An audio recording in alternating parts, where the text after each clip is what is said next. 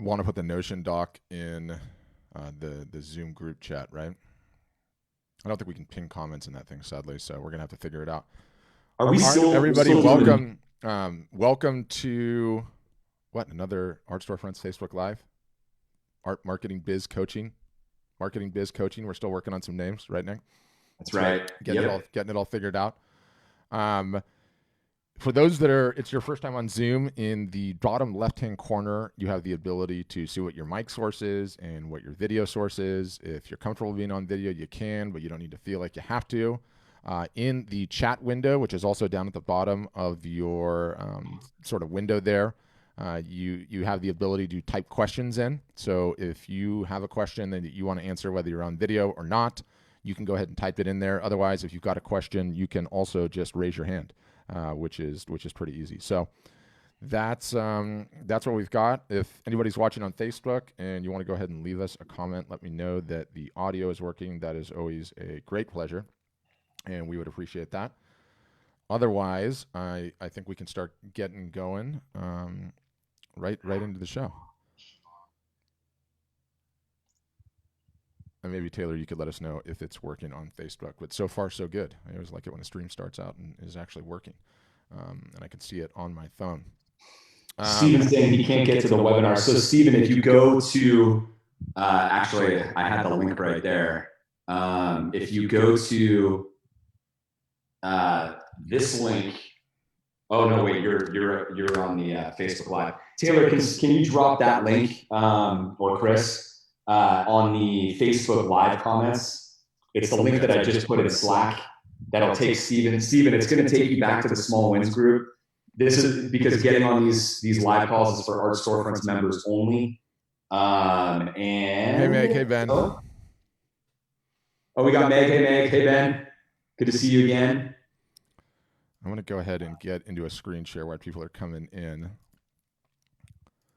One of the fun things that we've been doing is, attempting to make light of these things. So quick housekeeping and announcements. We're doing these every Tuesday and every Friday fixed, 3:30, 2:30, 12:30. And that's going to be happening on a regular basis. Can you see my screen, by the way, Nick? Is that working? Yes. Okay. It's not working there for some reason. Let me switch over to this. All right, good. So those are happening no matter what. You can click the notify me in Messenger. You can we do these Notion docs live, so we can populate them with links and get you the links right away rather than waiting. And then after the fact, they're going to end up on our site. We like starting with some light stuff, at least initially early on. So as you can see here, it looks like this COVID-19 is actually going to be going away because the breaking news is that Chuck Norris has been exposed and the virus is now in quarantine for 14 days. So that's good news there. Chuck Norris got it. It's trouble for the virus. One other just interesting and apparently light things. If you haven't seen this, we've embedded this video. I thought the headline was so good. Oh my God, the Chicago Aquarium closed due to the coronavirus. So they let ... And then it's a video of the Chicago Aquarium closed and they let the penguins wander around like visitors.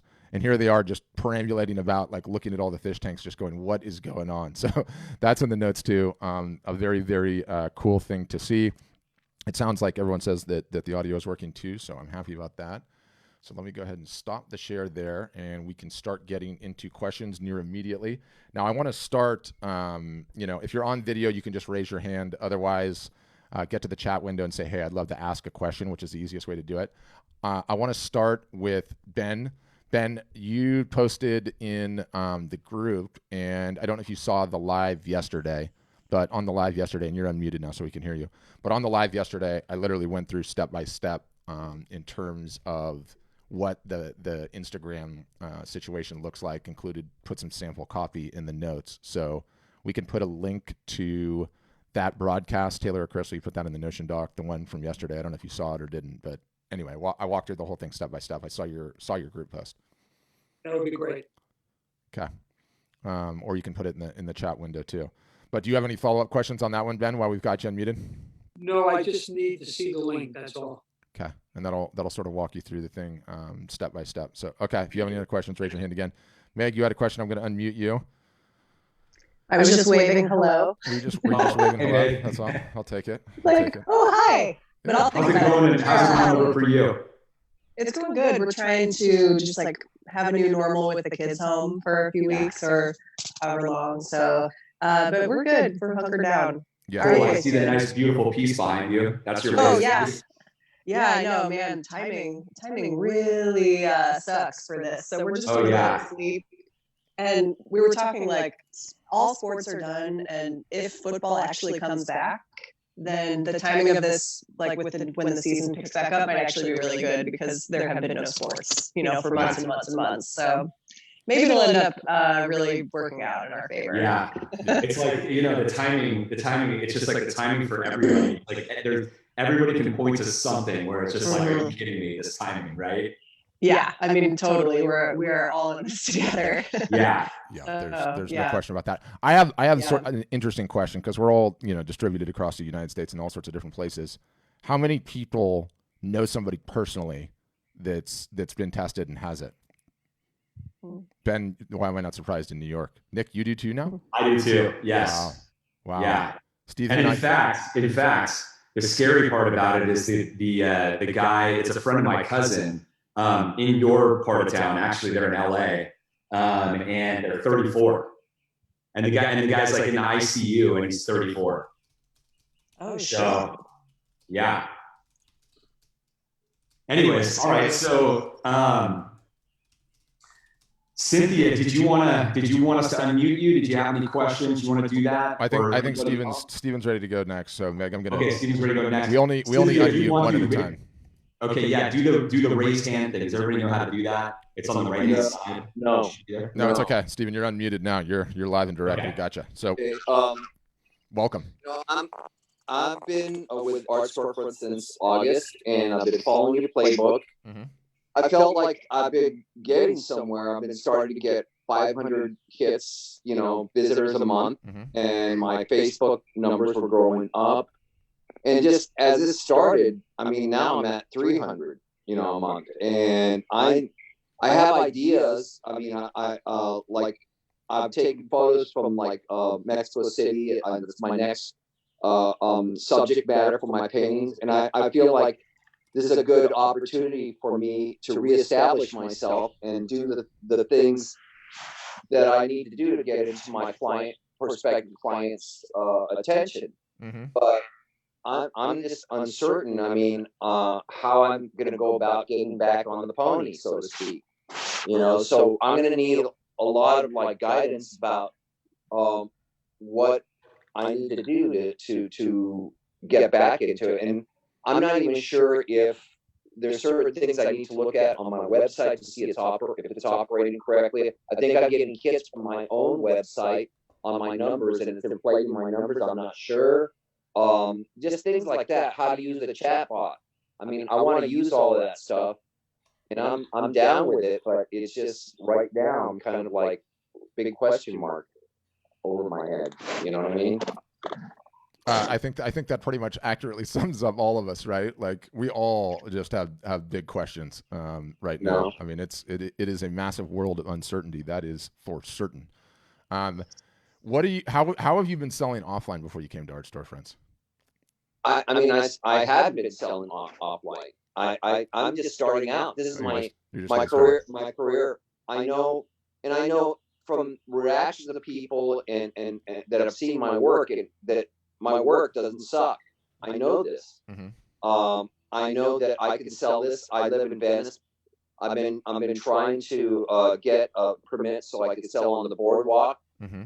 And everybody, and I've gone to galleries, and people have offered to put my work up if I could print it out in larger print. I've been trying to stay within conventional sizes. That's and so it's like I'm trying to take it one step at a time, following your playbook, and I don't know what else to say. I know this is going to take time, but I'm sure that I have something to sell that people will want to buy. I know that. Yeah, that's that to me, I pulled up your site. Pat, do you have it there? Do you want me to share my screen? Yeah, you go ahead and share your screen. Is that possible? Yep. Okay. It says it's disabled. All right, hold on. What? No, not yours. The screen sharing feature on this. No, you're good. Another thing. All right, you're good. You got it now. So Okay, I'm let me see. going to change the host to you. You got it. Okay. Can you guys see it? Yeah, we can. Okay, let me get this out of the way. So, so this is Steven's stuff right here. Pretty cool wave art, ocean art.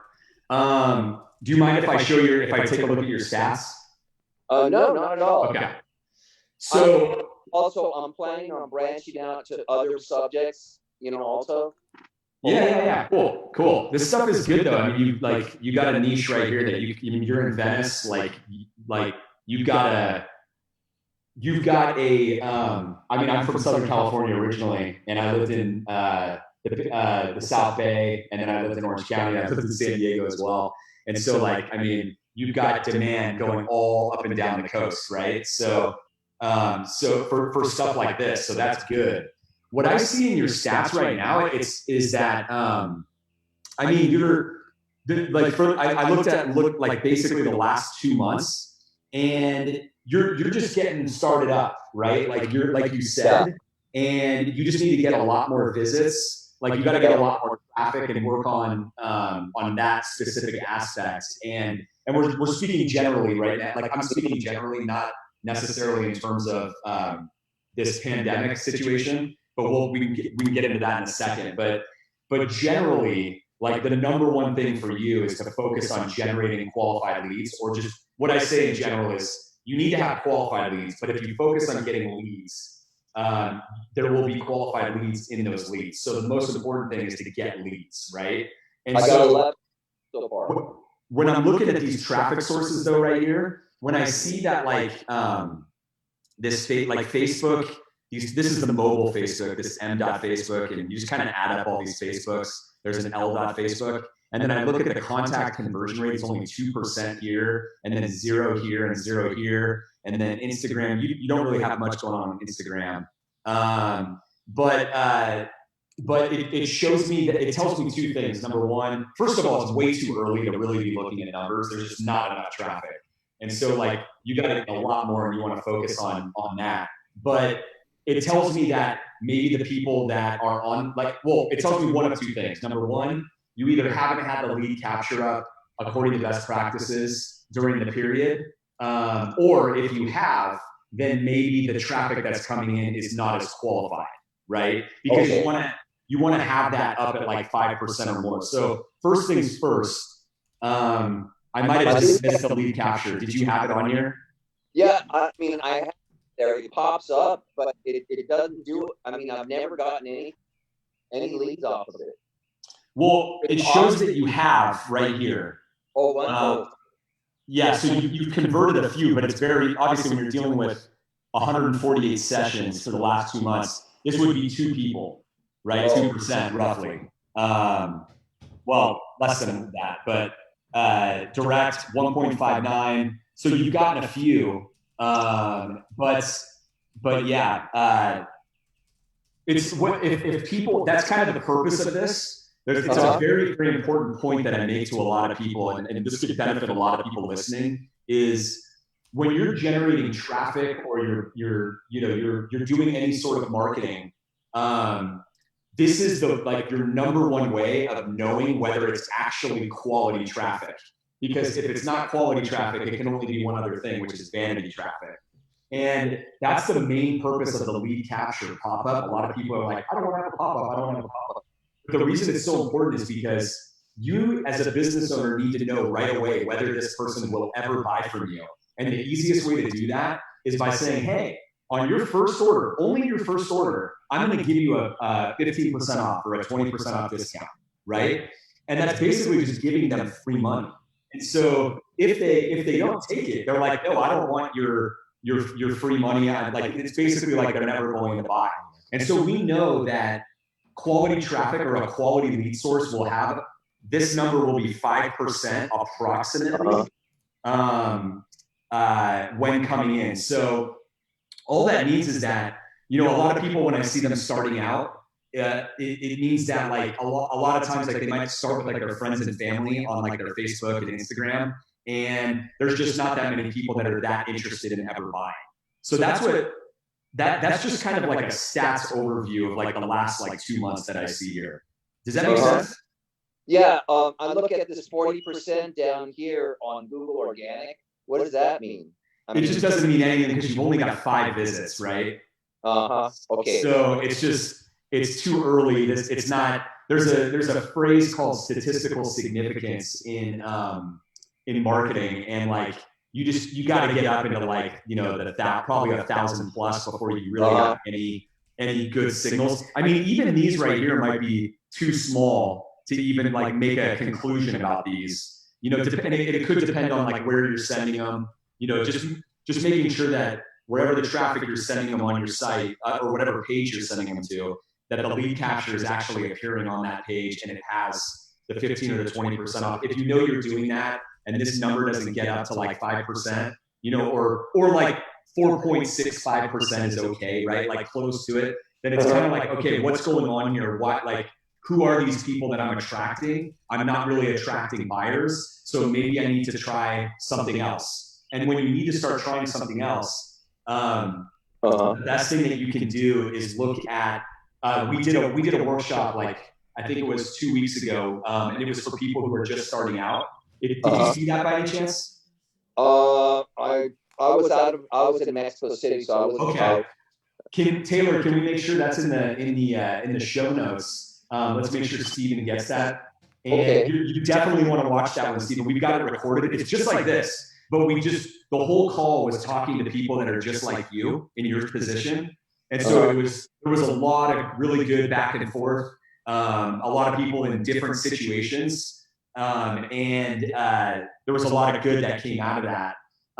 And in the resources for that, there's a list of like a master list of how to generate qualified leads, like all the different things that everybody on the platform, all the Art Storefronts members have done that have helped them to successfully create leads, right? So it's basically like, hey, we're giving you like this big idea list so that you can go through these things one by one and just try to dip your toe. Don't go too crazy on any of them. Just dip your toe on the ones that seem the most doable for you, and then try to see if they generate some traction. Okay. I'll probably have questions after I read it, and I'll try just in terms of protocol. When I want to get help, like for something like for a chatbot or something technical, am I allowed to tag Chris or Taylor or any of you guys? Yeah, you can. Yeah, of course, you can do that. I mean, the place to get like the back and forth, like detailed marketing support on like, you know, like if it's something on the Art Marketing Calendar or something that we're advising, is to just do that right in the Facebook group. And we've actually even staffed up. We even have more people that are in there and are going to be in there like over the next forever, basically. But in general, though, you're giving me a chance to actually announce this, and I think we mentioned it on the previous call, but just to make it clear that we are going to be doing these workshops. This is a new like feature release for the business and marketing consulting at Art Storefronts. We're going to be doing these every single week, Tuesday and Friday at 2:30 p.m. Central every week. Okay. Now we're going to be doing different topics, but we will also focus, you know, like at least like once or twice a month on each of the segments. We've kind of identified 3 customer segments at Art Storefronts. There's people that are just starting out. And then there's people who, and by that it means like they haven't sold anything online, they really haven't sold anything offline either. The second segment is people who have traditionally sold well offline, but they've struggled online. And then the third group is people that are selling well, right? So today we wanted to try to focus on the people who are selling well, but given this whole pandemic situation, and we announced this like a week ago, it's kind of a little bit of, we're calling an audible a little bit today, and we'll talk to everybody. But what you'll want to do is whichever bucket you fall into, and as you get better and you kind of like move into a different group, you know, you just attend those, because you're going to be able to talk to me. You're going to be able to talk to Patrick, and we're going to provide you with high-level consulting. We're going to get other people on the calls like Chris and Taylor, you know, whoever we can. Taylor's rocking the Art Storefront shirt, I think, right there. Is that right? Yeah, I love it. Oh, by the way, I should show you this. We got one of these now. Cool little Art Storefronts mug. Anyways, so to sum it up, day-to-day, like, you know, nitty-gritty support on like executing in MailChimp and things like that, post that in the group, because our team is kind of treating that like support tickets. And then these workshops are going to be for like high-level coaching and advice and mentorship, so that we can talk through your specific business and your problems or your opportunities and help you regardless of what level your business is at. Does that make sense? Yeah, I have a you know, what's been slowing me down is the details, like how to do that. I had an idea of like introducing the new artwork by showing photos of where I'm going, and like you see on my website, Mexico, that video slideshow. That's to start interest, and then follow up with you know, asking which painting should I do. I have a series of images, and I wanted to do that with not MailChimp, but with ManyChat, to have a survey. Then starting with a time lapse version of me painting, right, to generate interest throughout the cycle, and then offer that as like a giveaway, you know, a print of that. What do you think of that type of stuff? Could you help me with that type of stuff, or you guys? Yeah, for sure. I mean, Pat, do you have any comments on that? I'm muted. Oh, you're muted. Do I have to unmute you? Yes. That's weird. Okay. Can you hear me?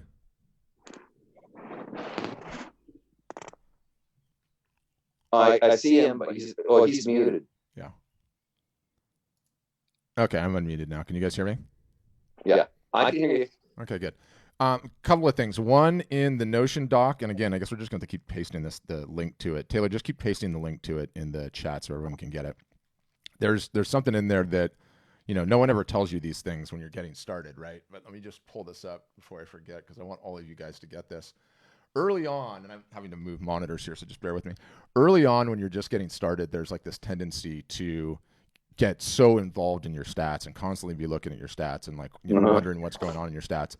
And it's totally natural, and that's just always how it goes. But it's no, I can't screen share, so I'm just gonna anyway. I'm putting a link in the Notion doc. And Nick, can you just go into the little chat thing and make me the host so I can take back the God power? If you browse with Chrome, it's a Chrome extension, and what the Chrome extension will do will make sure anytime that you're browsing, so you want to put it on every computer you use, every laptop you use, every desktop, anyone that's working on your team, you install it to Chrome, and it 100% blocks your traffic from Google Analytics. So that means it will also block the traffic from appearing in your site manager. And so that's a great way to just make sure you don't appear in the stats. It's 2 seconds. It's going to be in the show notes. Everyone should just click it now while you're listening and install it to your Chrome browser. And then, you know, you're not going to be looking at data that's actually you and your team. You're going to be looking at the real data, which is critically important. So on all the rest of that, Stephen, we can help. If I'm you and I'm in Venice, I am going all in on getting that boardwalk spot any which way that I can and start selling, because that's one of the highest traffic corners in the entire beach going world. I mean, that's like number 2 to Rio de Janeiro. And, the thing is, I mean, the COVID kind of put the kibosh on that portion. Yeah. But you know, I'm down with that. You know, that's the post-COVID, you know, like opportunities. Go down the coast, look at all the shows and festivals. Yeah. You're gonna sell. Like I'm looking at your work, like you'll sell. I have no doubt that once I get on that boardwalk, I'll sell. I've had people ask me to print stuff out if you know, that to show and to sell, you know, on consignment. So I think that's the right thing. It's just really frustrating getting to that place, you know. So no truer words ever spoken, especially in the beginning. Yeah, because like if it were, let's just Okay, let's two things here. Number one, Stephen, if you didn't see there's Friday, and we did a live on Friday, and we went over, how COVID is going to impact the art industry. And then yesterday it was a really cool session. It was all about unconventional tactics for art marketing right now. That one was really cool. So I would make sure you check both of those out. So the second thing, though, is that just so you have this in your mind for when this whole thing dissipates, is when you're looking at your stats right there and you see 100 visits in 2 months, Yeah. I mean, when you go and you do the show circuit down all the way down Huntington Beach, Orange County, San Diego, and you just have a little table and you bring some prints, the amount of eyeballs you're going to get on your art is going to be you will get more, and you'll get 3 times in one day than you've been dealing with in 1 month. I mean, No doubt, yeah. months, right? And if you follow the art fair playbook that we have with the whole fishbowl technique, the whole thing, you're going to probably generate 75 to 100 emails a show, leads. And that's the thing. I've said this previously, and I'm going to reiterate it again. The biggest mistake that I see artists making, that every single one of them, I don't care who it is on our platform or outside, is if you look at every marketing channel that they've got going, they're not collecting enough leads. Whether they're doing retail, if they have a gallery, if they've got a retail setup, if they're doing art shows and fairs, wherever you are making sales, you should be collecting 20, 30, 40 times the amount of leads. I'm not kidding. You get 3 sales, multiply that times, you should be getting, let's call it 60 emails, right? And these are people that might like your work, but aren't going to buy right now. And you've got to start with prospects and fill up the funnel and get as many of them as you can. And remember that these are seeds that, once you get them on your email list, then you're going to start emailing them about your giveaways and all the promotions you're doing. They're going to end up following you on social media because that's going to be a part of the whole, marketing deal. And then now they're helping you amplify your entire message. I've seen a lot of really big art businesses get built using the seeds of shows and retail, just as, just to amplify the whole thing. And then you end up having a really big digital following and you can get a lot more consistency. It's a numbers game. Yeah. It is. Always. That's why I say it's like any other business. There's no magic or trickery to this. You just put leads in the funnel, right? And so if you're not collecting leads, the sales aren't going to come. But if you're collecting leads, and I look at your stats and I see, wow, the contacts are going up every month, right? It's you're headed in the right direction generally, always. Every business does, Yeah, they were before the COVID, but I know what's going on now, and I really thank you guys. I'm going to turn it over to, I'm going to look at those materials you told me to, and I'm leaving it open for other people. I know that other people have questions, and I really thank you and Patrick and everybody in your staff for of course, buddy. That's what we're happy to have you. We'll see you on one of the next ones. Okay. Have a good quarantine. All right, Meg, you're up. Quarantine. That was nice. Enjoy your quarantine. Yeah. All right, Meg, you're up. Okay, so you guys, forgive me if you have covered this before and I missed it, but as far as ManyChat goes, yes. I know the rules since the last time I ran a contest. The rules around broadcasting have changed, so that a broadcast only hits 5% or 10% of people. Yes. And I'm wondering if should I keep doing it? Should I pivot away from that? Or try and use the Facebook contest model, but maybe shoot people instead of over to Messenger, maybe straight into email, which, is not much better, but it's more 20-25% of people are opening them. So have you guys covered this already? No, I haven't. Okay. The big picture, there's not that many that are in the full advanced tank with Messenger. So in typical fashion, like marketers do, we ruin everything. And Messenger is meant to be in everyone's mind a way that you communicate with businesses and organizations, and not email. And everyone was using it for email. So that was a nice little heyday there. And that heyday for the time being is gone. Facebook they really have a big picture view of what messaging is going to be, especially when it's unified. And that's going to be Messenger, Instagram, and WeChat all in one window.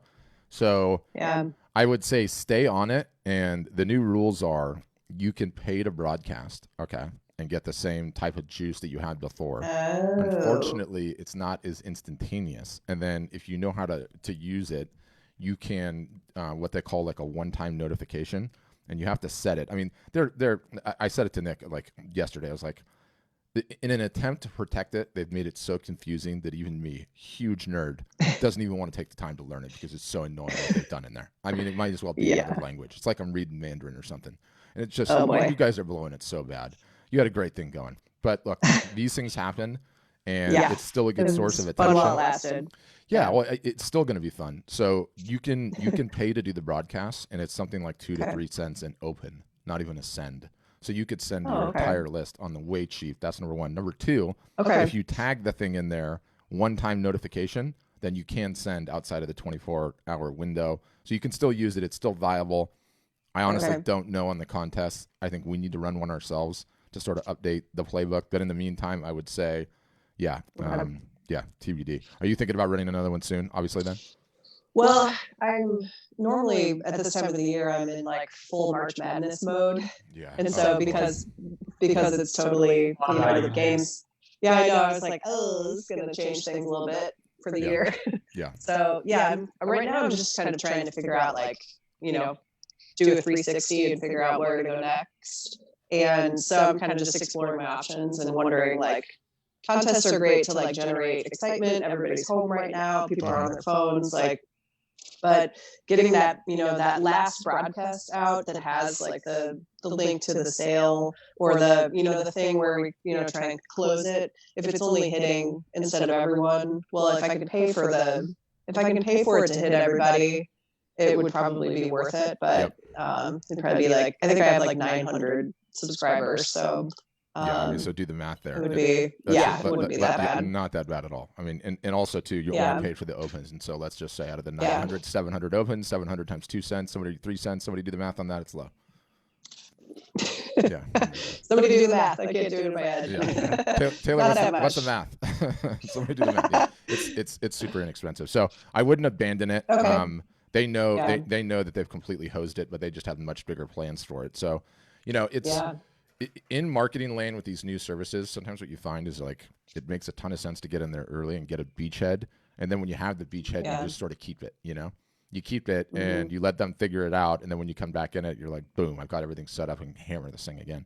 And and also in the art marketing calendar, we have for the giveaways, we have 2 options. We've got the advanced, which is the one that includes ManyChat, right? Like it tells you how to do all the ManyChat, which you and then there's another one that's a simpler version that's just email, like straight email sign up. It's a lot easier. Yeah.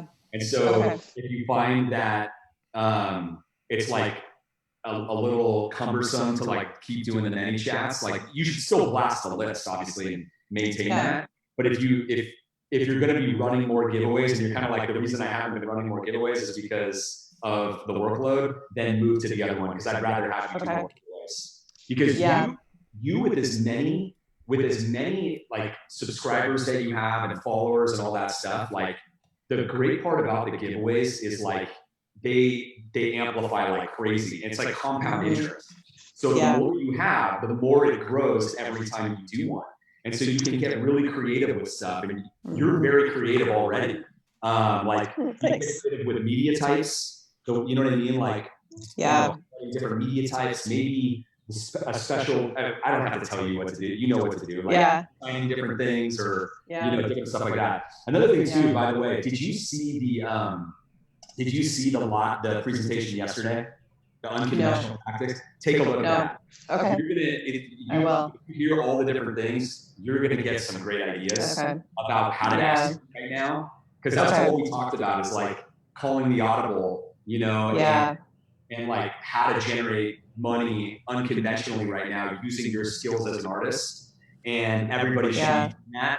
So I would highly recommend seeing that. And then the other part too, it's a perfect time to talk about another resource. We created I can't remember the name now. I called it yesterday, the Pandemic Art Marketing Kit for Art Storefronts members. But we have that in the vault. It's going to be in the show notes on this.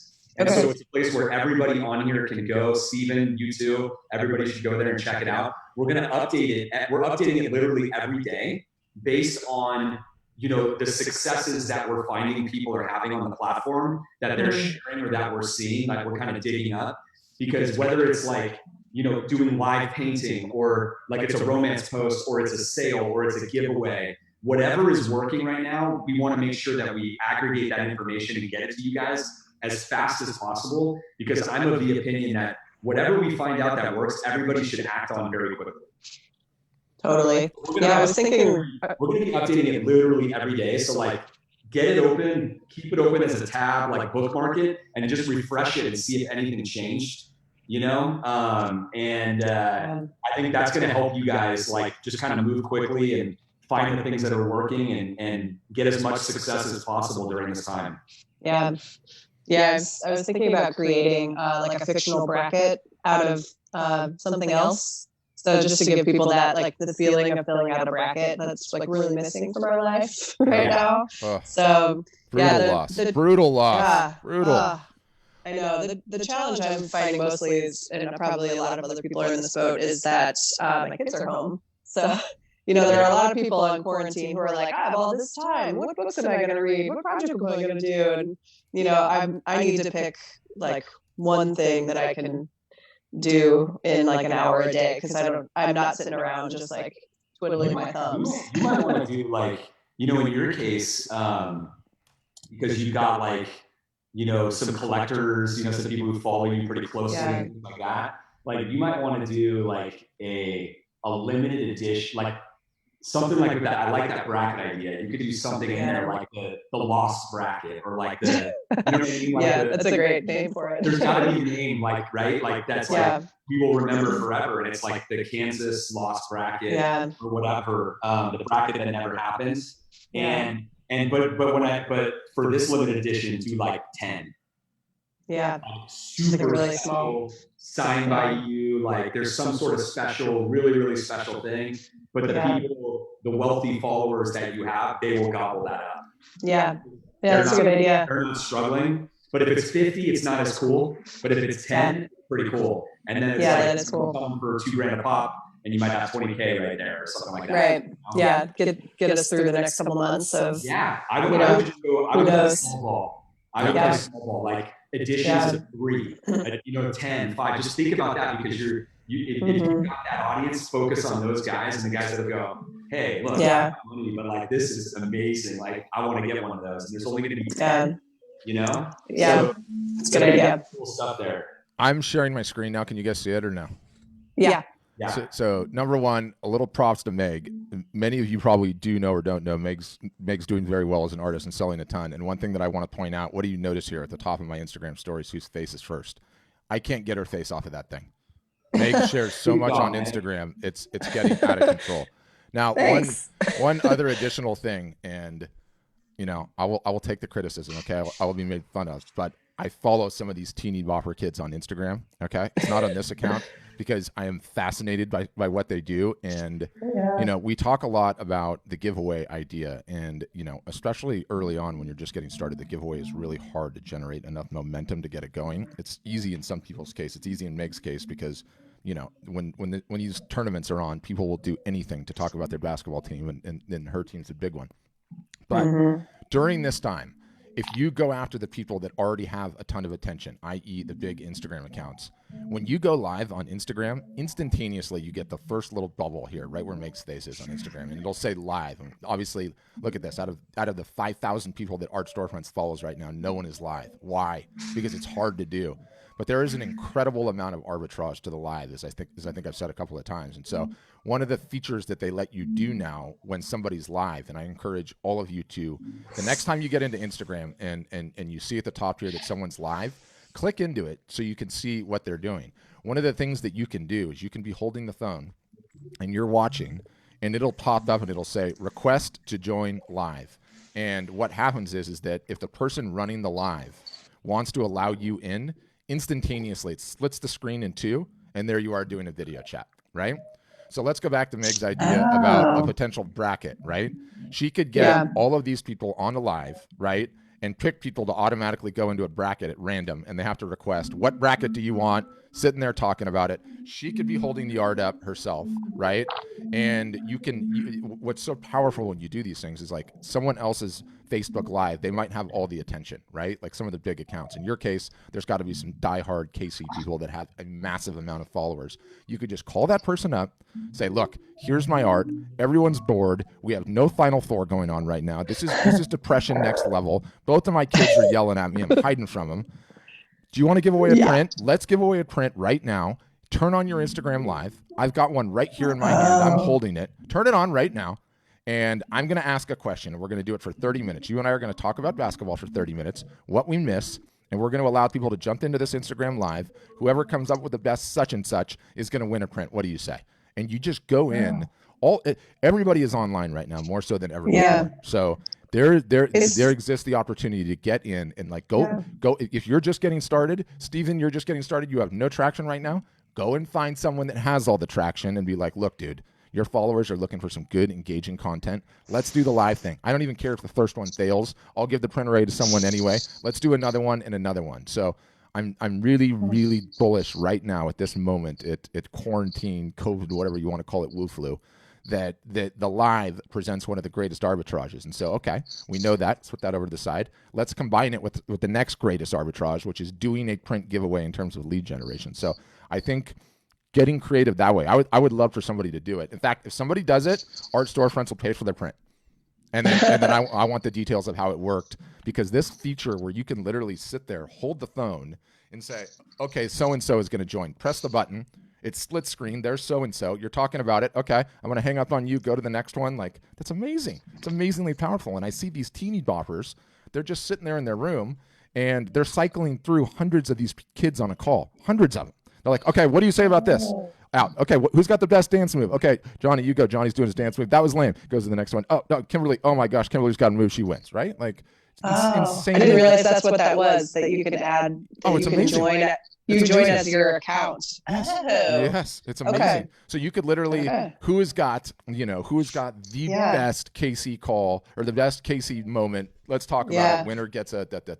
It's in your wheelhouse more than anyone else because you're constantly on it. But big. Well, I'm planning to do a live today at 4, just really because we're just having happy hour at 4. Yeah. Hey, and it's St. Patty's Day. You got to have happy hour. And it's St. Patty's Day. I was like, well, let's whatever. But okay, that's. I love that. Very good. Cool. Okay, you're going on mute. If you do, you're literally doing live at 4. Should we all join and harass and raise our hands and make live? Do it. Crack a beer and join me at 4 Central. So 4 Central, so that's 2 p.m. Oh, is that what you're doing happy hour as is like the theme and you're painting? Well, I'm just gonna hop on for happy hour and say hi and just I don't know. I was like, I just want to try a live thing today and see what happens. So I don't really have a plan. Do it. We guaranteed Art Storefronts will jump in there and harass you a little bit. So we'll. Sounds great. Yeah, we'll get it. Okay, great question. Next was Cynthia, and by the way, some people couldn't make the Zoom. They're on Facebook. So if you want to ask a question on Facebook, we're going to get to those in a second. If you want them in Zoom here and you're on camera, you can wave. And we'll see you. Otherwise, just leave a comment in the chat thing, and then that's how we know to get there. But Cynthia, you are next in line, so I'm going to unmute you now. Let's see if we can hear you. Cynthia, you there? Yeah, I'm here, everybody. We've got you. Let's go. Welcome. Okay, great. My question is pretty open-ended, and I hope that it helps a lot of people. But the majority of my business has historically been in physical galleries. I'm in about 9 physical galleries across the United States, and that has been 60 to 70% of my total business. I started with I'm a Fine Art America convert, so I started there in about 2011, and was doing pretty well there before I switched to Art Storefronts, and in a sense, like, sort of doubled my sales since I've been with you guys online. Mm-hmm. But I guess my question now is looking ahead to the short term. Mm-hmm. I know when I look at my stats and from when I talk to my followers, online and social media and in email, that a lot of people come to my website because they have seen me in a physical gallery. Like when I look at my stats, I have a lot of direct visits, just straight to www.curious3d.com. And my suspicion is that those people are coming from my business card that they picked up in a gallery. Now that, with the quarantine and all that kind of stuff, I expect that that walking traffic in the galleries are either going to close or just go away completely in the short term. And so my experience has been that when people see my work, they buy it. My conversion stats are pretty good. My sales are pretty good. So my question is I'm looking for short-term sort of cold exposure so that I can continue to build my audience and continue to romance people and add people along the way, and not just have this quarantine be this huge zero net gap in sales for me. I'm doing a print giveaway, and I'm getting 100 and change signups a month and no unsubscribes, so everything's working out really well for me there. Nice. But I'm just looking for ideas to reach out to people and get my artwork in front of people that haven't seen it yet, so that I can sort of keep the energy going that I usually get from physical galleries. Yeah, my advice would be the exact same that we just gave to Meg, which is, all of these people that are curating, and whether it's a Facebook group or an Instagram, I call them like content curators, right? These Instagram accounts that have huge followers and share something within your subject material. It's a great unconventional way to get cold traffic. I mean, let's talk about cold traffic right now in this next immediate period. It's really, you're paying for ads, or you're running a print giveaway, or you're trying to do a drive-through gallery where no one gets out of their car and they just look at your work, right? Like, or all of the above, yeah. Or all of the above.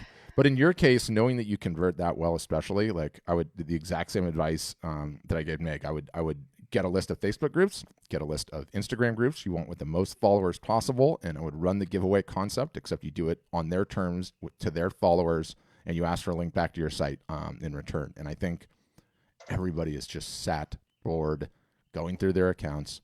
All the people that feed those groups are feeding it with more content than ever before. The post volume is up than all of them. So might as well hijack someone else's attention, give away a print as a result of it, and get one of those in the water. And the best thing is you can run it concurrently to your own contest. And that's even a better idea. Like if I do this and I go into somebody's Instagram account, they have 165,000 followers. I say, hey, this COVID thing is terrible. Why don't you run a print giveaway? Give a link back to my Instagram profile. I have the link to my contest in my Instagram profile. All of those people come back. You're gonna get them twice. They're gonna be like, I wanted to win that thing. I didn't win that thing. Now I come back to your website. Now I'm in your actual contest. My guess is that the two of those at the same time is cooking with gas. I mean, seriously cooking with gas. You could probably get even more ROI out of it.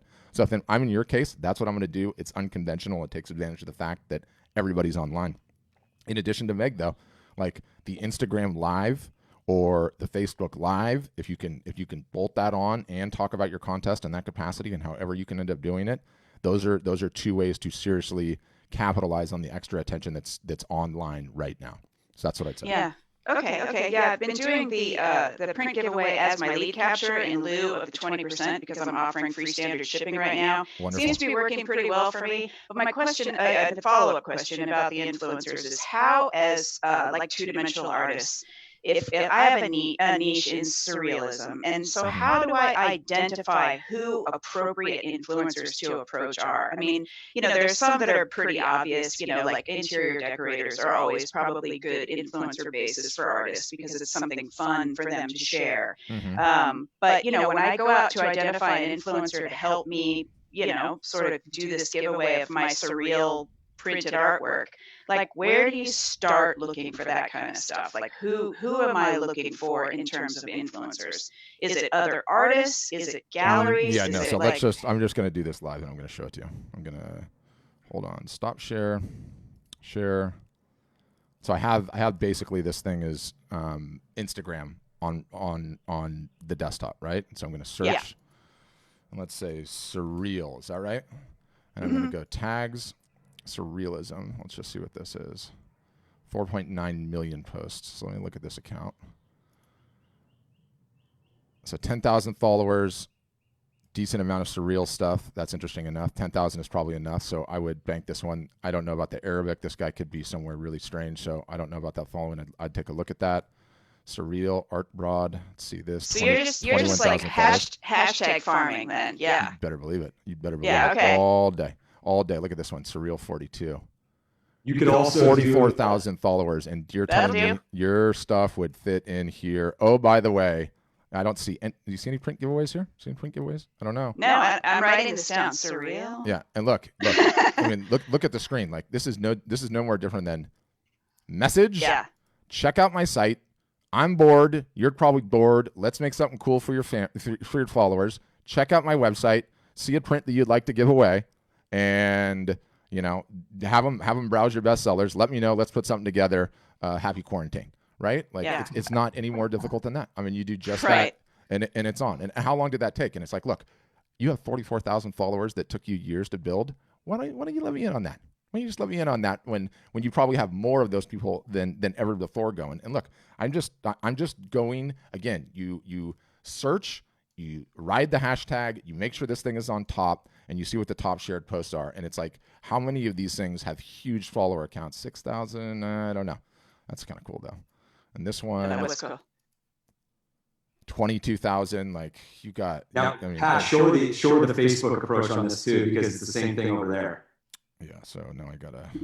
He did a whole thing on this a couple of weeks ago. We should link that in the show notes for other people who want to do this too. Yeah. So Facebook. I mean, each individual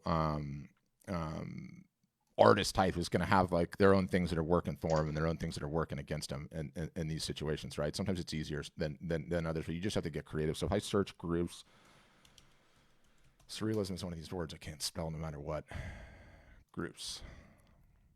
Surreal Visionary Art Group, Surrealism, Esoteric, Mystic, 20, 80, 20 posts a day, 6 posts a day, 40 posts a day, 60 posts a day. 60 posts a day is a pretty strong group. So the other approach is to jump into some of these groups. Now, I'm concerned about what's going on in here because are there surreal fans? Or are these all surreal artists? And It's been my experience that a lot of those groups, and I've done this on Facebook, are all other artists. Yeah. So if that's it feels a little bit, you know, so if that's the case, then go to Instagram, because I think the Instagram offers like a way, a way better opportunity, I think, to give it a shot. But that's what I would do. And anytime you do something new like this, don't put just one line in the water. Make the commitment. Figure out what it costs to get a print shipped. Make the commitment that you're going to do 3 to 5 of them, right? And do the math after the fact. And my guess is you doing the math after the fact, like the sheer amount of subscribers that you're going to create, as well as probably eventual sales, is a heck of a cold strategy, especially right now. Because I hold inventory for galleries. I mean, I'm sitting in my studio surrounded by artwork. I always have stuff to give away. Mm-hmm. I always have either stuff that's basically already been paid for, or things that I ordered to see what they would turn out like, that kind of stuff. So I could do 10 giveaways concurrently if I felt like that was it. It's just, I know that everything's going to dry up in the short term. I know this too will pass, but I know that everything's going to dry up for me over the next month. And it's like, I grossed $100,000 last year, and this month I've sold $125 so far, and it's sobering. Yes. It's really sobering, and I want to get busy working for the future. And I feel like that, this influencer idea is fantastic. I'm all fired up about it. Yeah, and the other thing too is like we were talking about, doing giveaways that might be like kind of socially conscious right now, where maybe you donate a part of the proceeds to the first responders or something like that, Yeah, that's a good idea. You can play with stuff like that, because, you might find something there that perks some people up. The other thing too, Cynthia, because, you've sold a lot and you've got a following and all that, is like the same advice that we just gave to Meg applies to you as well. Like maybe do something really special, like a limited edition of 10, or like really focus on those fans of yours that have the money, that can afford something no problem, but it's got to be really special, Right. Yeah, I'll have to keep that in mind. Maybe something hand embellished, or a short run originals or something like that. So yeah, Pat, exactly. Yeah, and I don't. How long does it take you to make one of your pieces? It takes a lot of time. It takes me probably about 100 to 200 hours. on some of the more complex ones. So I that's why I don't do commissions, because it ties me up from everything else.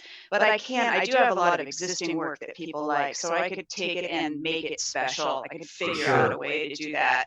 I also, hand signing is kind of a big deal for me because everything drops straight from the website. In the galleries, I do hand sign certificates of authenticity, but that's another thing. People really like it when I do that. So I could get creative with that too and come up with a real short run, limited edition offering for sure. I love that. I love the idea, because you do you kind of focus on metal? You sell quite a bit of metal. I used to sell a lot of metal, and lately I've been selling paper prints and frames. But I never know. It's weird that it kind of ebbs and flows with different styles when it seems like everybody's talking to each other, and they're like, okay, let's everybody buy metal for a couple months. But I do metal and canvas mostly. Okay. Pat, something else before she goes, because Cynthia, I love your work. I've told you that before. Well, thanks. I love surrealism for whatever reason. And so Dali, Pat, is there a way for her to kind of reverse hack people who love Dali?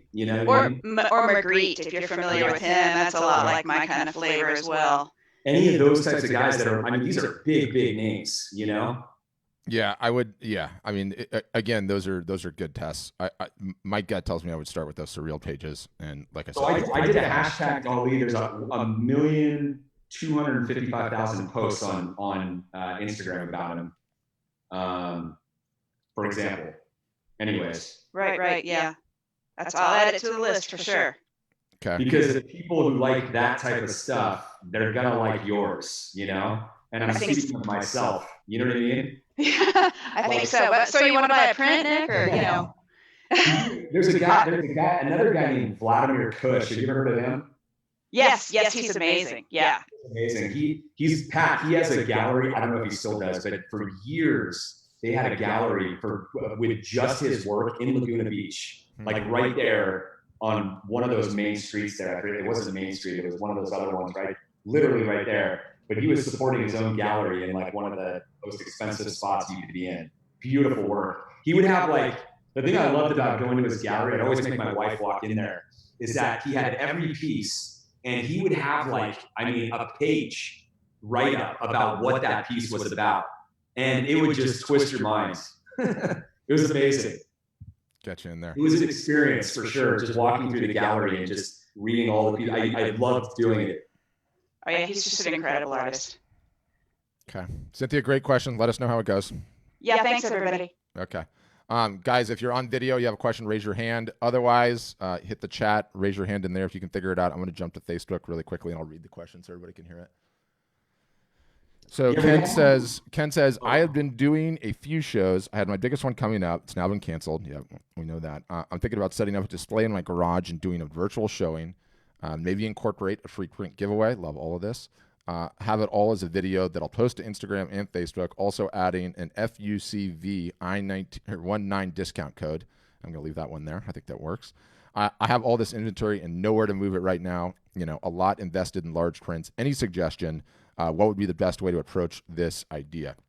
Which I think is a great question. We sort of covered this a little bit yesterday, but one, if you could do something like that, highly recommend doing it live. No one needs to overthink it. All you have to do is have your significant other, your friend, your quarantine mates, hold your phone up, turn it live, aim it at the whole thing. You can talk the whole thing through, show the art off, just be like, look, I'm bored. Here I am having a show. If you want to join me, join me. One other hack that I had that I love is, and Taylor put a link to it in this one too, is there's a social network for neighborhoods. Many of you probably heard about it. I don't know. It's called Nextdoor, right? And it's basically the Facebook of your neighborhood.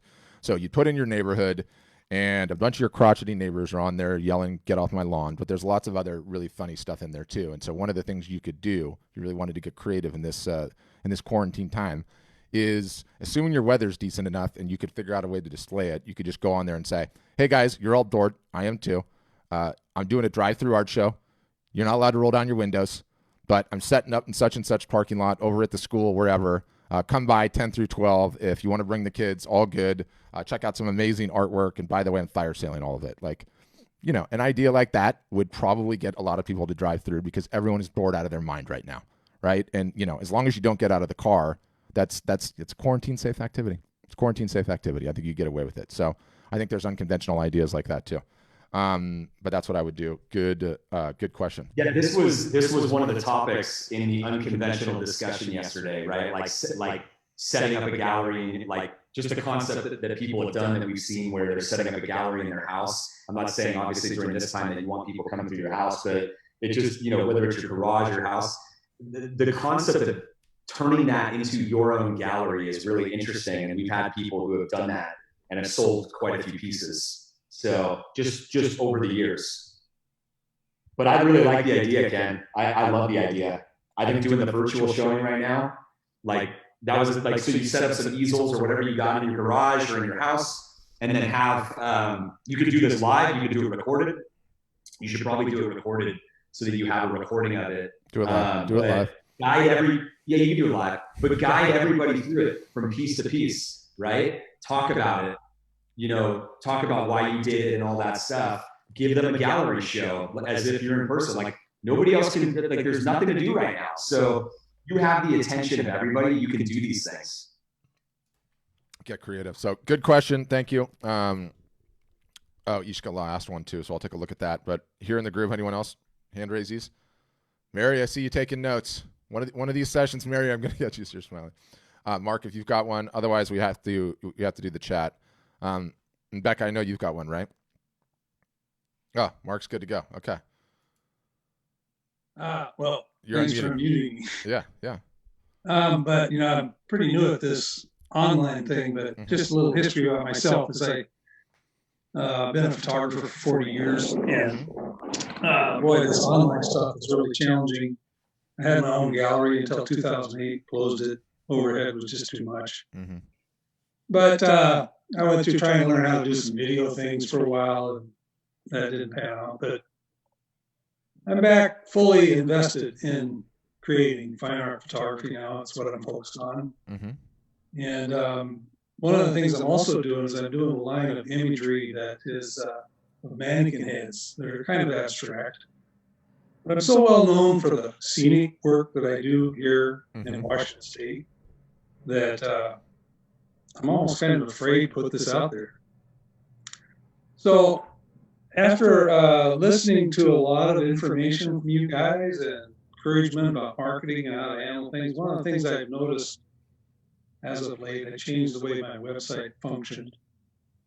And it came sort of from that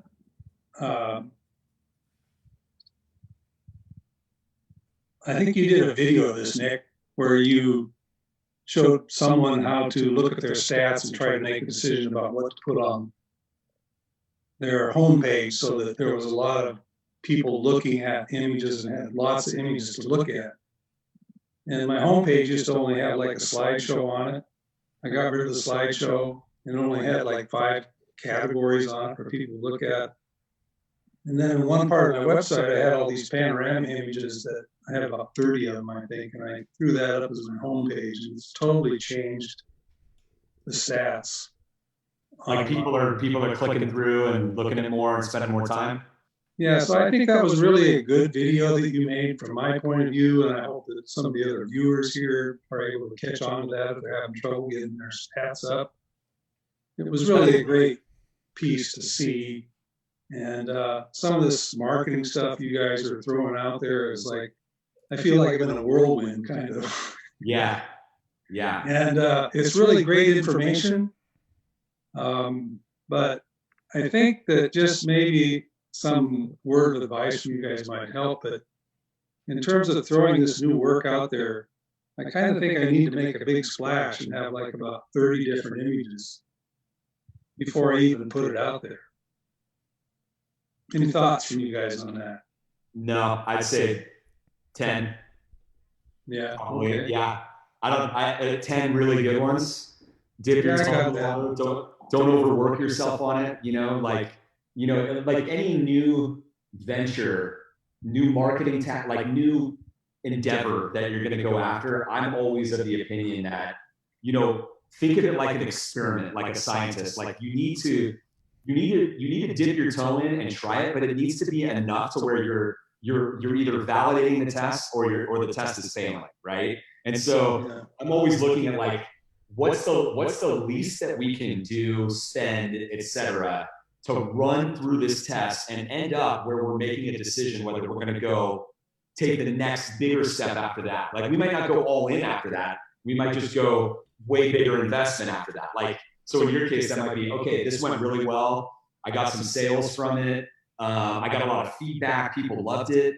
And, the next time I'm going to do a bigger giveaway of some sort or something like that. And then I'm going to go, I'm going to go increase the size of my portfolio from 10 to 50. You know what I mean? But I just think that, like, you may not agree with the 10, and 10's not a fixed number. I'm just saying in general, if I was a art consumer and I was following somebody and they're like, here's my new series, and there was 10 or 15 roughly, like, it's enough. I don't know how hard it is for you to go from 15 to 30, but like, if it's a ton of work, like, don't stress over having 10, 15, or 20. Like, there's a number there that's enough. If that's what you're asking. Yeah, that, I did experiment with some stuff that I like to call digital impressionism on my website. And I put those on there as limited edition prints. And of course, I'm not seeing as much activity from that work as my sort of classical landscape work that I've done. Have you put it, like, the question is, have you put any gas behind it at all? Have you just put it up on the website? I haven't put any gas behind it. If you're talking about doing like a giveaway or, yes, really kind of try to promote it. No, you gotta give it something. Yeah. You know what I mean? Like let me put it this way. Sometimes, like 80% of the time, when you guys give us feature requests, or sorry, when we do a feature release, it's as a result of a feature request from you guys, right? 20% of the time it's from us, based on our own expertise on, like, we know this needs to happen, or we need to do this to help these guys. It's like I'll tell you this, not a single person asked us for the augmented reality feature in the browser. Nobody asked us for that. We had the wall preview tool for like 6 or 7 years. Nobody asked us for that. And I drove that home so hard, I can't even tell you, because I believed in it. And then I talked to Patrick, and I talked to some other people in our business. And of course, I talked to some of you guys, and then everybody's giving the right feedback. But like, that's usually how it goes. You know what I mean? And then when we do feature releases, and they're ones that we came up with, and they fall flat, like, we put some gas behind it, we email it out, we blast it out, we promote it, we might, put a marketing playbook behind it or whatever, depending on what the feature is, right? And then we look at the open rates, we look at the click rates, we talk to people, the comments, the sales that come in, whatever it is. And a lot of the time we go, whoa, like, we thought that one was going to really turn some heads, and it doesn't do anything. And then there's other ones where it just, boom, it just goes ballistic.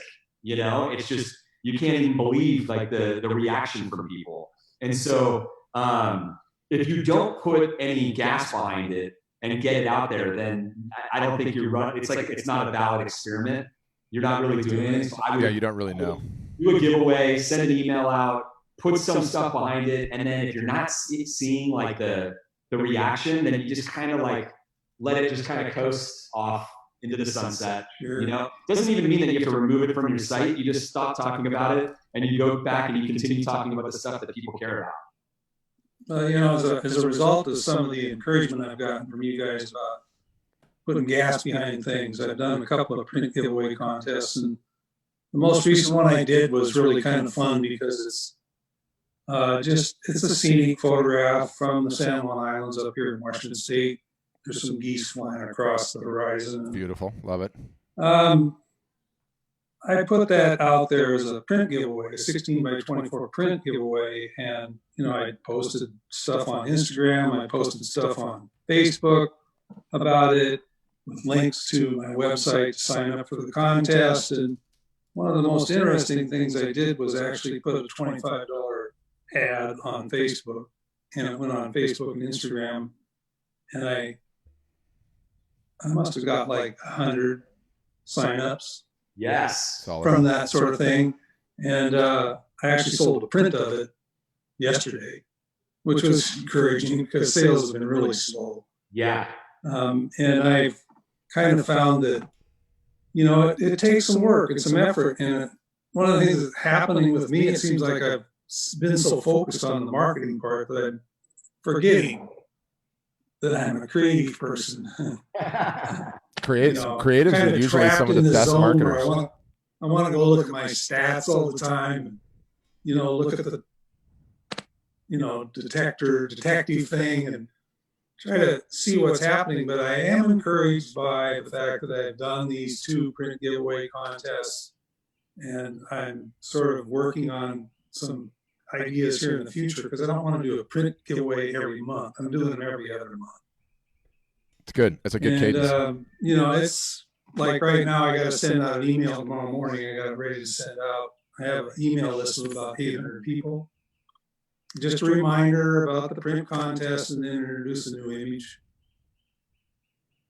So it's work. It's a lot more work than I ever thought it would be to promote and market the website. Look, and I gotta tell you too, like I can't tell you how proud I am of you. Like you've grown. Thank you. Like this is what it takes to grow a business. I don't care what industry you're in. You know what I mean? Like if you want to grow your sales, and no matter what you're doing, it takes some work, right? You gotta do marketing. You gotta do these things. And I love hearing, that like you're evolving, you're growing as a person, right? Like you're an artist and you're growing as a business person and you're caring about your analytics and things like that, and it's like when you have the balance, when you have a little bit more balance on both sides, that's when really good things will happen. I think you're totally on the right track. I mean, the compounding that happens over time from the marketing, from gathering leads, is how you really build a great business, right? And so the people who have like 200 emails, like right now, like you take that to 300, and then you keep doing these things that we're telling you guys about in the art marketing calendar and stuff, and then you get it to 700, and then when it gets to 700, it's easier to get it to jump to 900, and it because of the compounding aspect of it.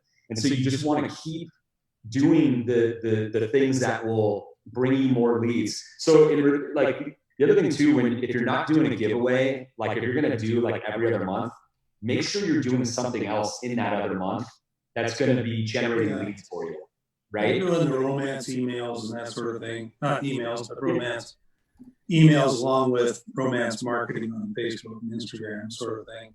Yeah, and if that's important to continue, to keep your audience engaged. But make sure that you're watching how many emails you're collecting every week, and just remember that's your metric. You know what I mean? Like just every week, any month that you're not doing something that's not adding more emails in, it's kind of like lost time, Sure. And so you don't have to do a giveaway, but there's other stuff that you could just, again, you could dip your toe in these different things, right? But here's the thing too. We talked about this in our last live, I think it was last week, for people that are selling well offline but not yet online.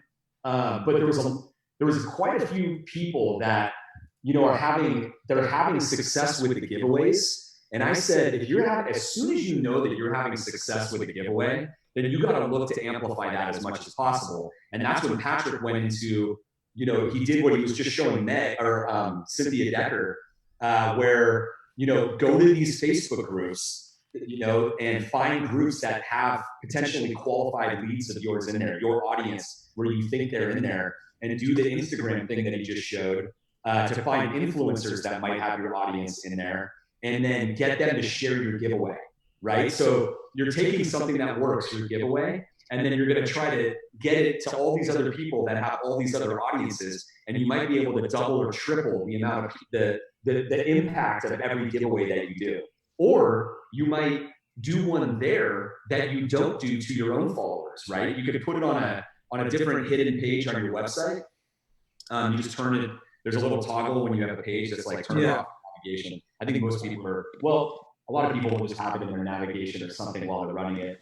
It depends, but you could run one that's like for cold people only. So your existing, you won't put it on your own social media. You'll just do it just for that guy's group or just for that guy's followers on Instagram, or maybe it's the same one that just goes to all of them, So there might be a little like cross-pollination. Some of your people might see it but who cares at the end of the day? I think the giveaway is a great opportunity, and I think you can really get creative with them and mix them up by using different media types. I don't think people do this enough. Like, if you're offering multiple types of, like, different types of media, I mean, me coming from the media manufacturing industry, I know this better than anyone, that nobody knows, like, consumers, they barely know what a metal print is. They've usually never seen them.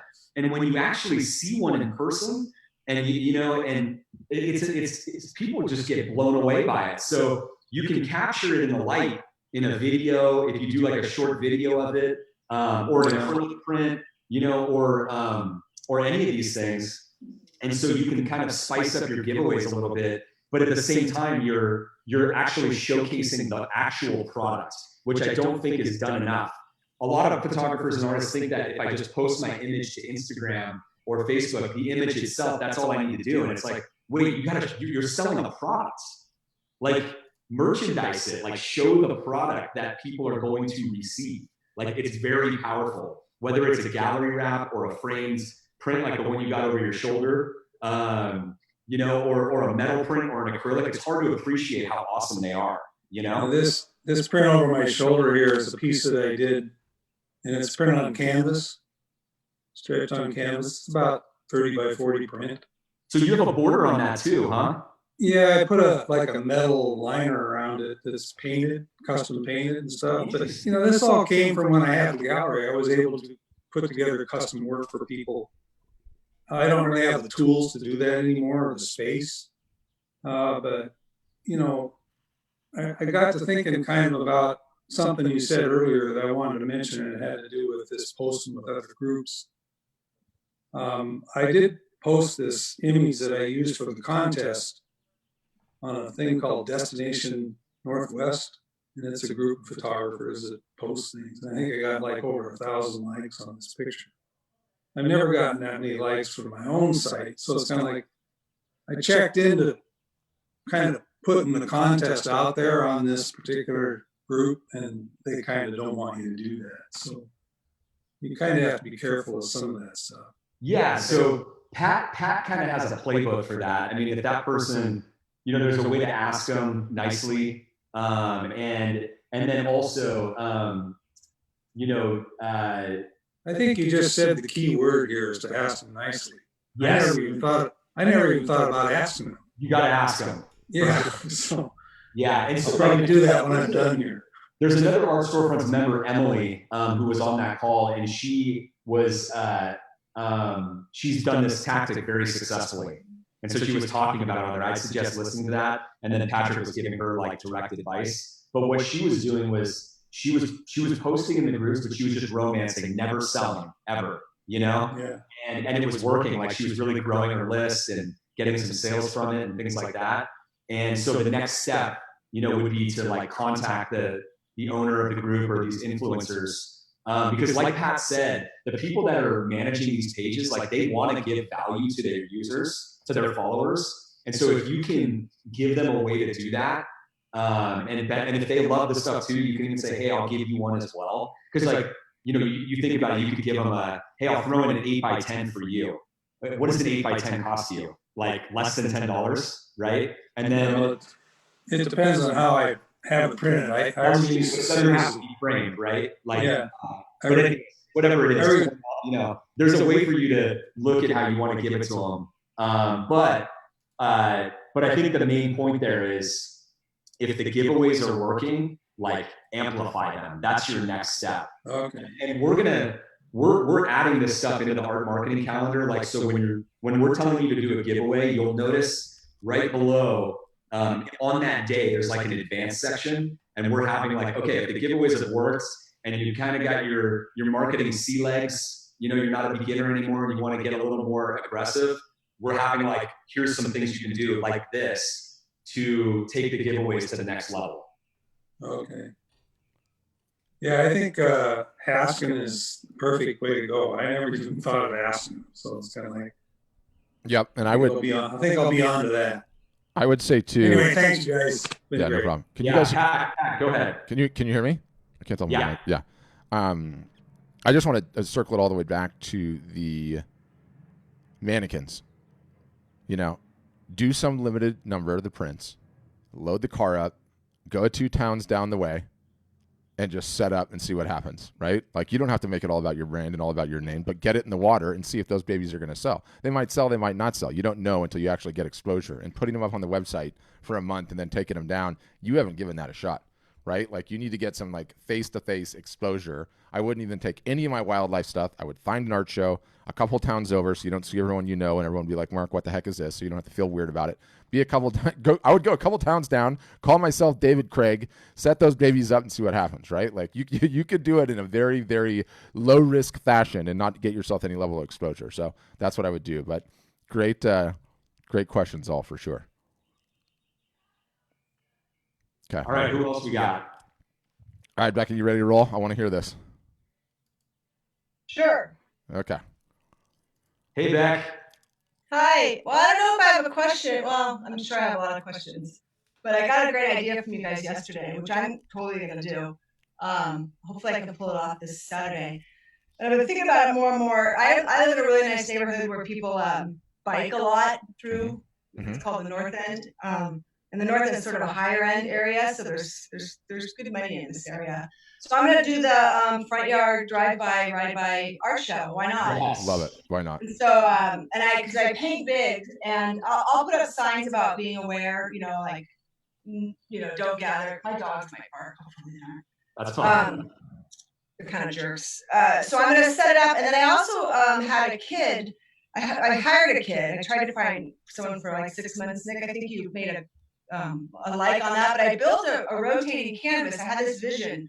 And so I paint and I rotate it. So I'm just going to set up on a Saturday and paint on my rotating canvas in the middle of my lawn. I've got a huge front yard, and then set up so people, and I live on a corner so they can drive around. Like, I have a corner, like a little half block. And then I've just got to think through, like, how do I get people to my site? I'd love to, I have always taken images or videos of my creations as I create them. So I want to get all that together onto my site so I can put a sign up that says, like, how do you think this is created? And if they're driving by with their kids, because I think parents are going nuts now, the kids can be like, oh, they can kind of talk about it, and then they can go to my site and see the different phases of it being made or the video of it. So I got to get all that to my site, but I'm not quite sure how to do, like, what should I set up as a sale? I haven't really done that part with Art Storefronts. Like, should I give away a print, and when people sign up for my site, like, how do I gather all those emails to know that they're the ones in the raffle? Sometimes I make it more confusing than it is, but I'm not quite sure about the sell part. I can do a show, no problem. I love putting myself out there. I'll paint. Well, I don't. Couple thoughts off the bat. Definitely, you're thinking correctly. Like, have a deal ready to go, right? Okay.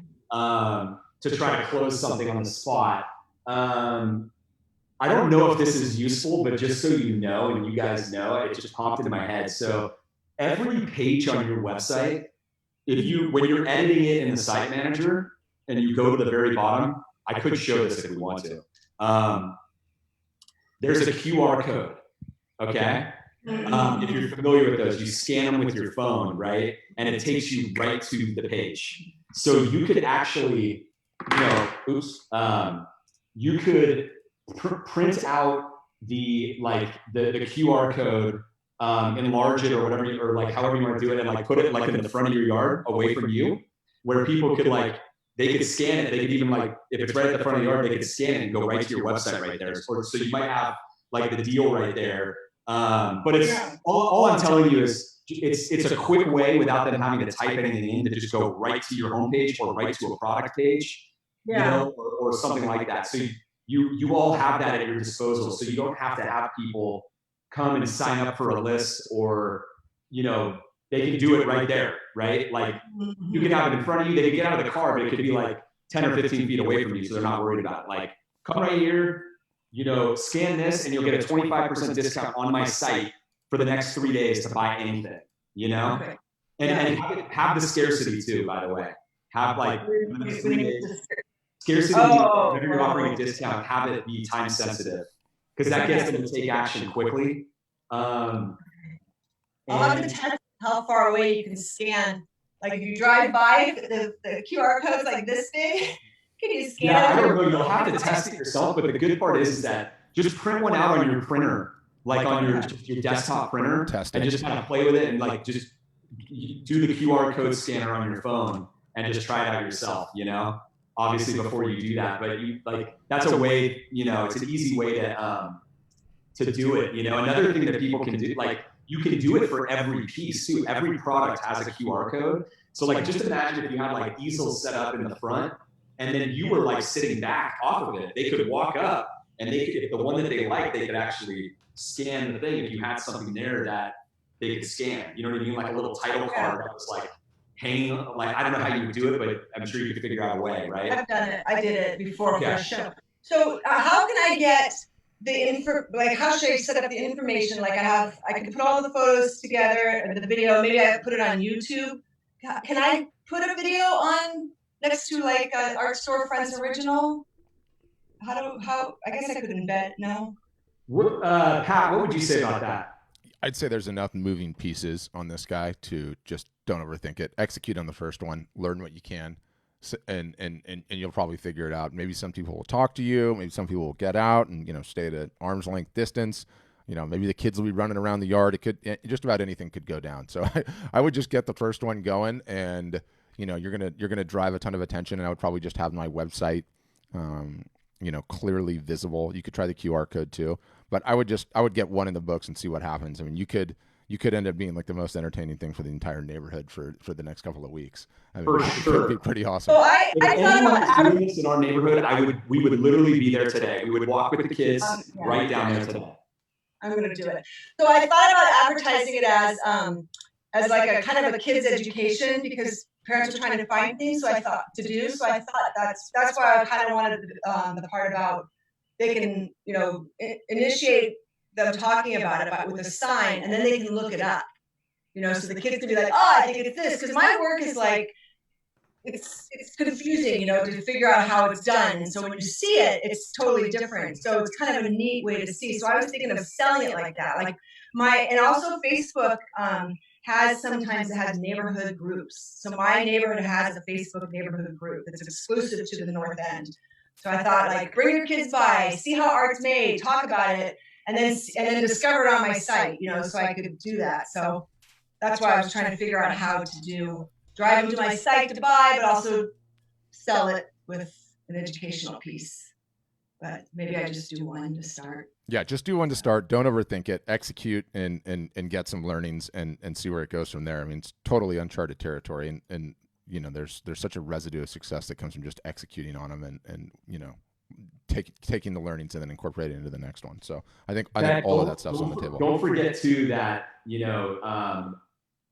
to let people know too that like whatever your sale is, like if they're not sure what they want yet or they want to buy it for a gift, like maybe somebody's birthday or Mother's Day and Father's Day is coming up, right?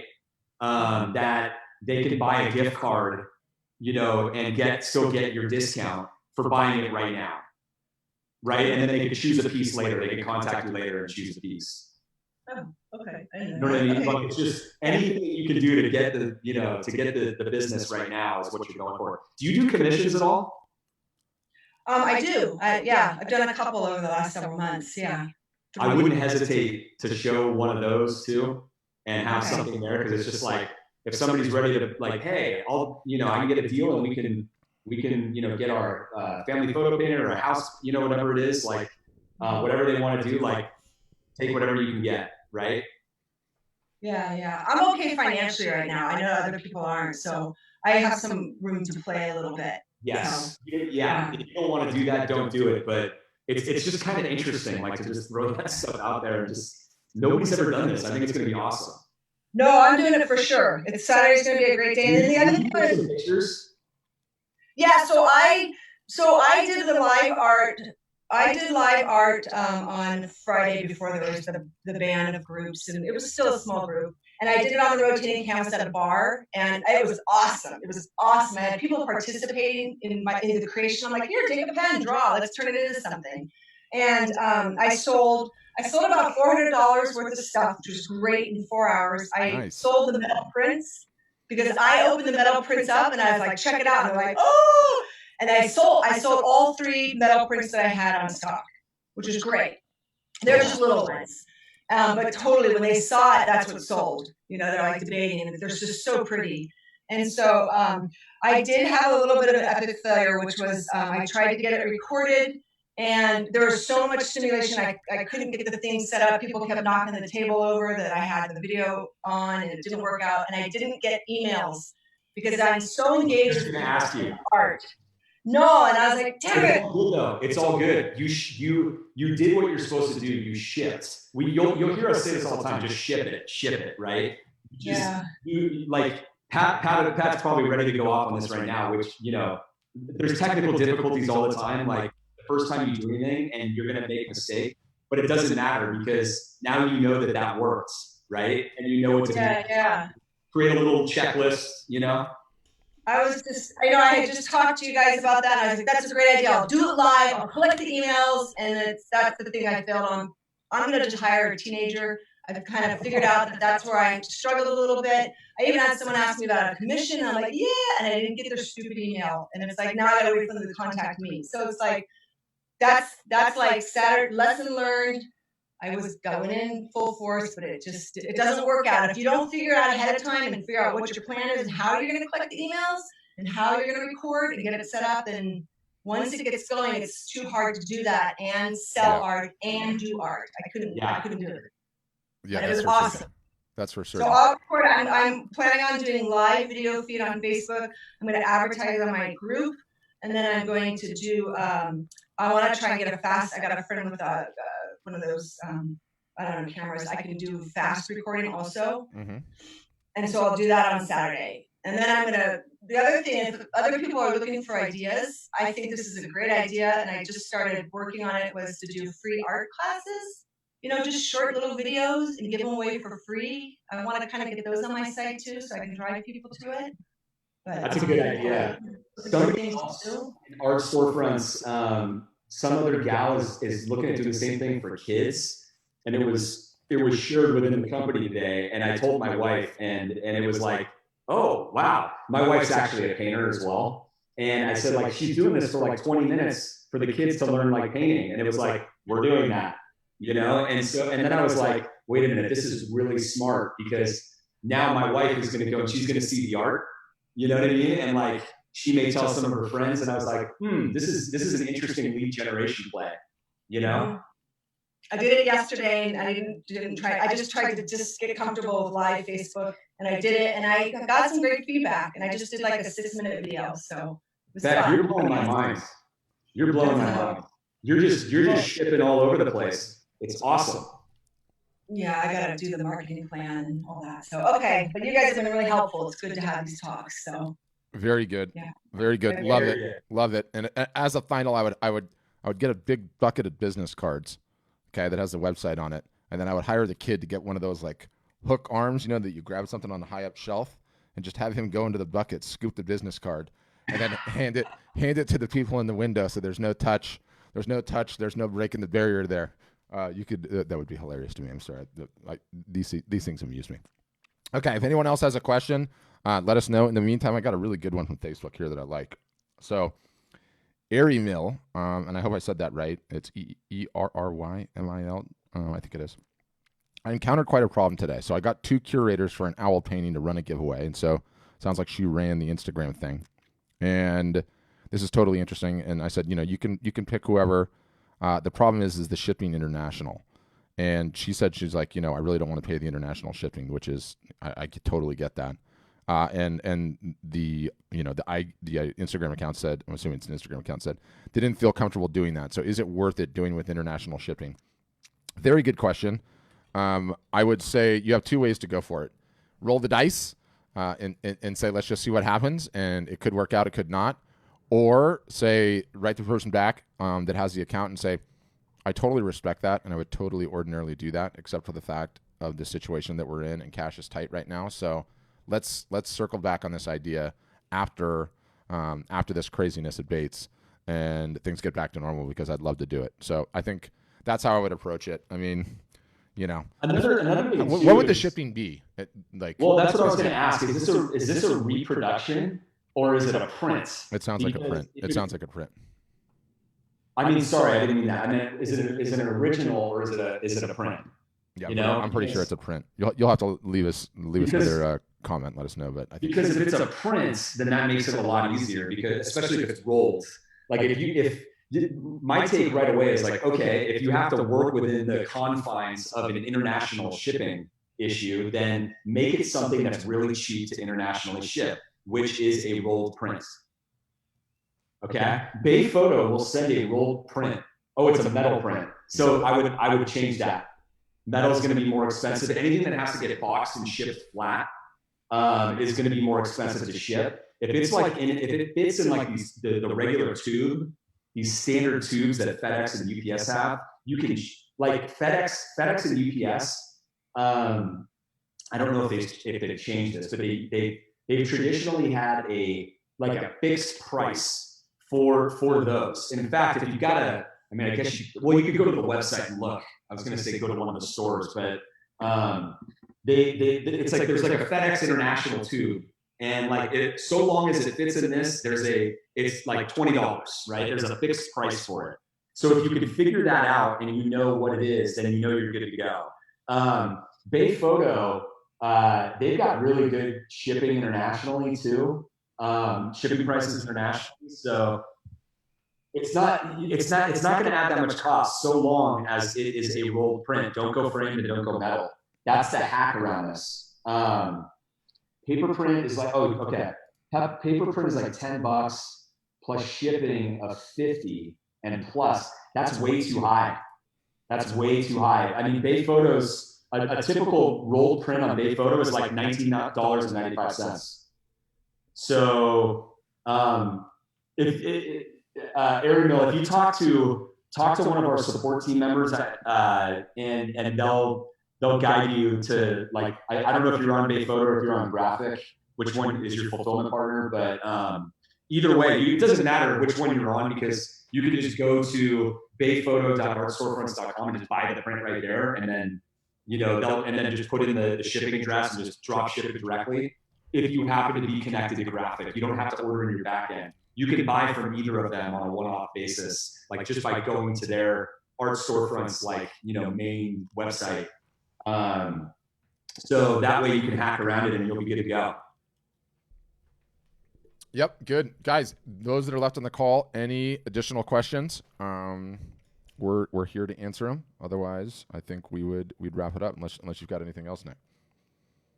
I was thinking maybe I should just show, if people haven't seen it, show the experience page. Yeah, take the screen share at the bottom. Yeah, I don't have anything. I don't have anything specific stitched up for it. We gave some. You got to allow the screen sharing again. Oh, this thing is just militant on allowing dual hosts. All right, you got it. Now you've got it.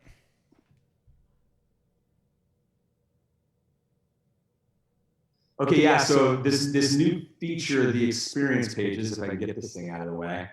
So you can see there's like a video playing in the background. You can mess with all this, edit all of this text and do whatever you want, but there's some really cool things that you can do. And I think the point is that, as you scroll down, I just made this like example page. You basically can add any of these types of like blocks and columns. I should probably show you guys like how easy it is to do. But my point here is, when you're doing any of the, like if you're doing like some sort of like a gallery type of show at home or something like that, you might be able to make use of this feature to like add some videos and kind of tell a story as you're scrolling down of like each piece. So you could almost create like a 10-piece, your 10 favorite pieces or your 10 pieces that are, have touched you the most. And then you have it on the left and then you have like maybe some text on the right, or maybe you've got a video about each one. I don't really care how you do it, but I think you guys might be able to get creative with it, especially at this time. And, you take the link and you link to it from one of your social media posts. And it's just kind of a different experience. It's different than just landing on like a flat web page, right? Like you can tell much more of a story. You can show a piece and the evolution of it, like we're showing here with Meg, like the progress of it and what happens. So it's pretty cool. And then you can have like, little call to action buttons here that take you right to the piece where they can buy it and shop for it. So I thought that's it's cool, and it's something that you guys might be able to get creative with here. Okay, you got to turn the share off. Did you? You did. Yes. Got a Facebook comment from Jonah. Jonah sold a $5,800 piece today. So art is still selling. Jonah. Art is still selling out there. We love hearing those stories. Those are a big deal. So huge congratulations on that, Jonah. Congrats on that. That's awesome. Yeah, amazing. So that's it. That's everything I've got. Unless anyone has any other questions. Unless you've got anything, Nick. Any finals? Any finals? Nope. Just reminding everybody, if you came on a little bit later, that we're going to be doing these every Tuesday and Friday at 2:30 Central, 3:30 Eastern, 12:30 Pacific. Oh, you did it. You ran the gamut. You just ran the states. I didn't do it in order. But yeah, we're doing them every Tuesday and Thursday. These Zoom calls, they're intended for you guys to get one-on-one support all the time. And where we can talk about your business specifically and help you get over your roadblocks and hurdles. That's the most important thing here. Everybody that's growing a business, when you're an entrepreneur, you need to have mentors who have, who you can lean on and get advice, who have been there before you, who have done more than you have. It's needed at every single level. I've always needed it myself as an entrepreneur. It's like a dream product that I've always wanted to have when building my companies, and I never had them, and I had to just fight the fight by myself. And so it's so important to me that you guys have this and that this is here for you. So this is the beginning of it. And in true Art Storefronts fashion, as we always do, we're going to make everything better and better and better. So we're just shipping this. We're just kind of like taking it one step at a time, and we're going to make them better and better as we go along. So continue to let us know, what kind of topics you guys want to talk about and stuff like that, outside of these ones where we're just literally allowing you guys to hop on and talk to you directly. One thing I could say is just to give me the screen share again, Box, and then I'll show you what I'm looking at.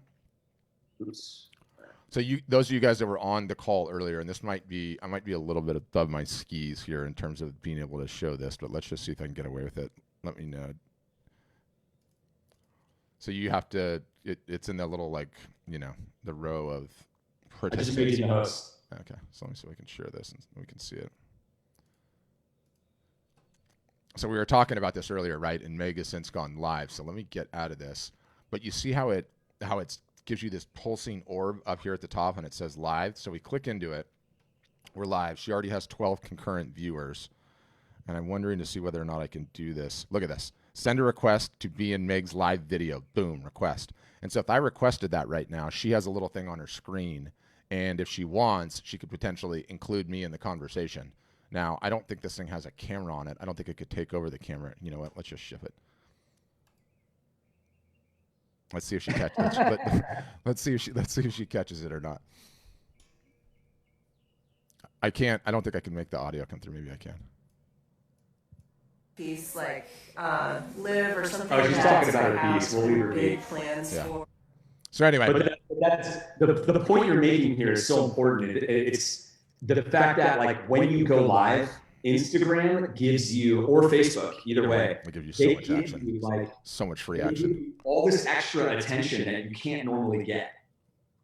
And that's the hack of with it, is that everybody that's following you is not going to see that unless you've done a story, right? And if you're live, it's gonna put you right at the front, I'm assuming, right? And then have that thing pulsating. So it's just an incredible hack to get attention.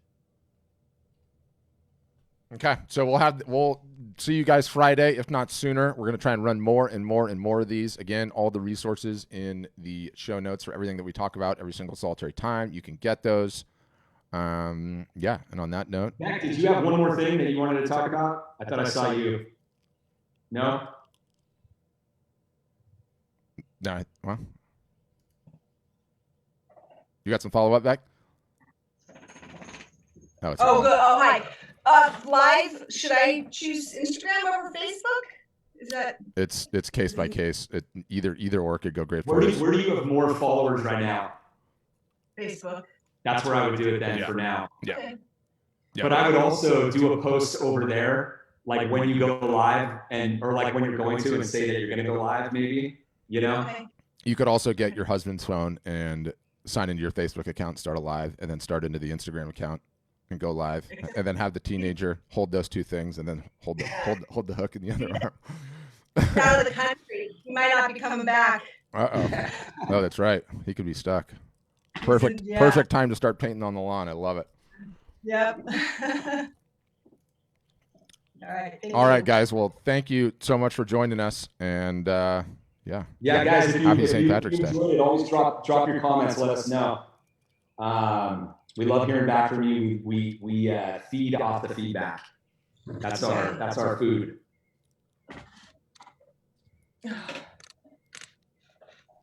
All right. Bye, guys. Thanks, guys. Bye.